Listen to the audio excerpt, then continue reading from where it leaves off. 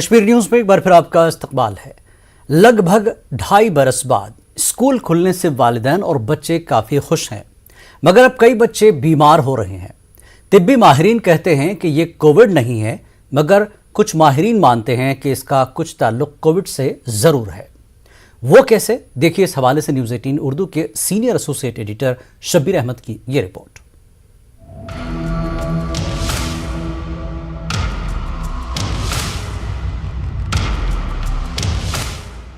ये है कश्मीर में बच्चों के लिए सबसे बड़ा अस्पताल। यहाँ तो भीड़ लगी ही रहती है, लेकिन आजकल यहाँ ज्यादा भीड़ बढ़ गई है। दरअसल पूरी वादी में स्कूल जा रहे बच्चे बड़ी तादाद में बीमार हो रहे हैं। निजी क्लिनिक्स पर भी भीड़ लगी हुई है और ये लगातार बढ़ती जा रही है। बच्चे दो किस्म के आ रहे हैं, एक तो वो कि जो खांसी, बुखार, हाई फीवर ओपीडी बेस पे ट्रीट कर रहे हैं, ओपीडी में ही घर जा रहे हैं, वो ठीक हो रहे हैं, हफ्ता भर बीमार रहते हैं, ठीक हो रहे हैं।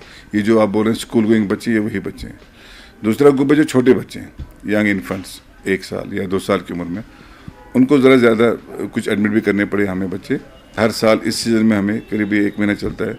एक तो ये वायरल, जब भी सीज़न चेंज हो जाता है तो एक तो वायरल इन्फेक्शन आ जाते हैं इसमें, और दूसरा पोलन की वजह से इसमें एलर्जिक प्रॉब्लम्स भी जो हैं, पर्टिकुलरली बच्चों को टेंडेंसी होती है एलर्जिक डिजीज की, तो उनको भी चेस्ट प्रॉब्लम एग्रेवेट हो जाती है इस सीजन में। कोविड-19 से घबराए लोग परेशान हो रहे हैं, लेकिन तिब्बी माहिरीन कहते हैं कि ऐसा कुछ इन बच्चों में नहीं पाया गया है।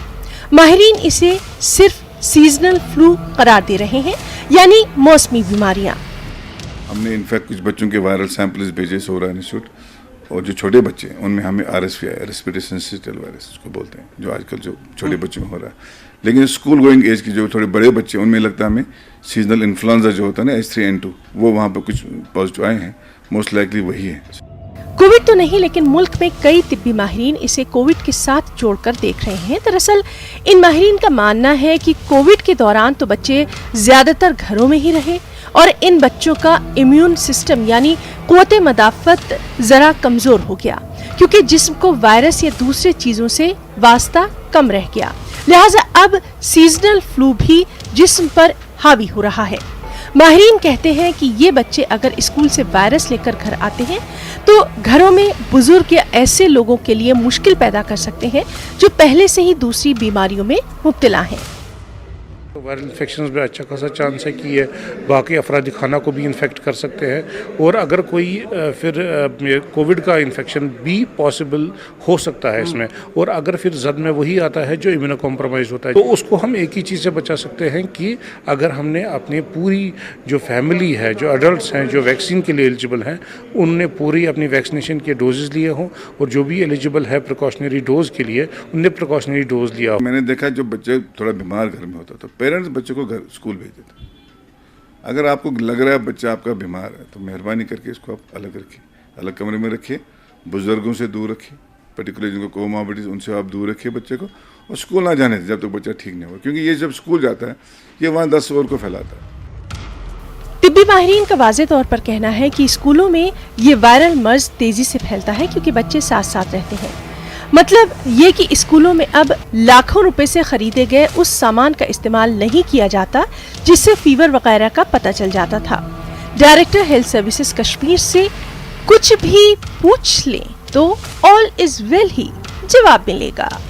गेट पे जो बाज़ाब्ता स्कूल एजुकेशन भी और हमारे लोग भी होते हैं, वहाँ चेक करते हैं, उनका थर्मल ये फीवर देखा जाता है, टेम्परेचर देखा जाता है। उसके बाद टेस्टिंग भी अगर हमें लगे कोई सिम्टोमेटिक है उसको टेस्ट करते हैं, आइसोलेट करते हैं। नई बात 9 दिन की एक कश्मीरी मक़ुला है और तकरीबन यहाँ हर चीज़ पे सादिक आता है। स्कूल खोले गए, बड़ा जोश व खरोश था और एहतियात करने की, कोविड क़वाइद व ज़वाबित पे अमल करने के लिए बड़ी तशहीर हुई, लेकिन फिर वही बात। माहिरीन यही कहते हैं कि अगर हम स्कूलों में और घरों में एहतियात करते तो शायद ये सीजनल बीमारियां भी कोविड के साथ साथ ख़त्म हो गई होती। ज़रूरत इस बात की है कि स्कूल इंतज़ामिया और वालिदैन मिल के बच्चों का ख़ास ख्याल रखें, ताकि ये बच्चे ये चीज़ें एक दूसरे से तीसरे शख्स को नहीं फैला सकें। जहांगीर अजीज़ के साथ शब्बीर अहमद, न्यूज़ 18 श्रीनगर। कोरोना वबा के दौरान इंसानियत की खिदमत करने वाले हजरात और तंजीमों को हेल्पलाइन ह्यूमैनिटी की जानिब से एजाज से नवाजा गया। जम्मू में एक तकरीब के दौरान कश्मीरी पंडित रहनुमा मोतीलाल कौल और मजहबी रहनुमा स्वामी कुमार जी महाराज ने एजाज़ात पेश किए। न्यूज़ 18 उर्दू से समीर भट्ट और ज़िंदगी के तमाम शोबों से ताल्लुक़ रखने वाली बहुत सी दीगर शख्सियात ने अवार्ड्स हासिल किए। तकरीब में इन लोगों की खिदमात को सराहा गया। बच्चा नीडी होता है उनको हम किताब देते हैं, तो इसका मतलब ये है कि मेन चीज़ जो हमारे एक प्रयास रहता है कि बच्चे में, तो बहुत सारे ऐसे बच्चे जो आजकल अभी चाहे बहुत सारी सर्विस रूम में है, चाहे वो प्राइवेट सेक्टर में, चाहे गवर्नमेंट सेक्टर में, चाहे अपने सेल्फ एम्प्लॉयमेंट बहुत सारे लोगों ने भी किया है। तो इस वजह से मुझे बड़ी खुशी होती है कि बहुत लोग अपने पैरों पे खड़े होकर अब इस समाज का कल्याण कर रहे हैं। करो तुम काम सब वही जिसमें सबकी भलाई हो, सदा सबकी भलाई में हम सब की भलाई होती है। ये सबों के लिए अच्छा सोचते हैं और मैं सबको यही कहता हूँ, इनको सपोर्ट करो, इनको मदद करो, और ताकि ये वो हर जगह तक पहुँच जाएंगे और जो हाजतमंद होते हैं उनके पूरी ये मदद करेगी।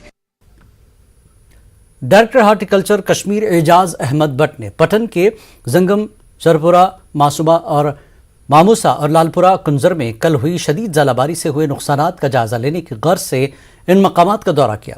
डायरेक्टर ने कहा कि 30 से 35% बागात में नुकसान हुआ है। उन्होंने मेवा काश्तकारों के साथ भी तबादला ख्याल किया। डायरेक्टर ने काश्तकारों को मशवरा दिया कि वो अपने बागात में फ़िलहाल मैनकोज़िब और यूरिया जैसे दवाइयों का छिड़काव करें। उन्होंने कहा कि महकमा जल्द काश्तकारों के लिए एडवाइजरी जारी करेगा। हुआ है लेकिन इंशाल्लाह ये रिकवरेबल है, तो जहाँ जहाँ हेल स्टार में हाँ वहाँ गुजारिश कर लेंगे अपने ग्रोवर्स भाइयों से कि इमीडिएटली वहाँ एक तो मैनकोज़िब की स्प्रे कीजिए, उसके बाद वो यूरिया की स्प्रे करके इंशाल्लाह ये रिकवर हो जाएगी। हम through electronic, print media, social media भी ये अपनी एडवाइजरी देंगे इंशाल्लाह। गुजारिश रहेगी ग्रोवर्स से हमसे जुड़े रहें और जो भी एडवाइजरी हो उस पर अमल करें।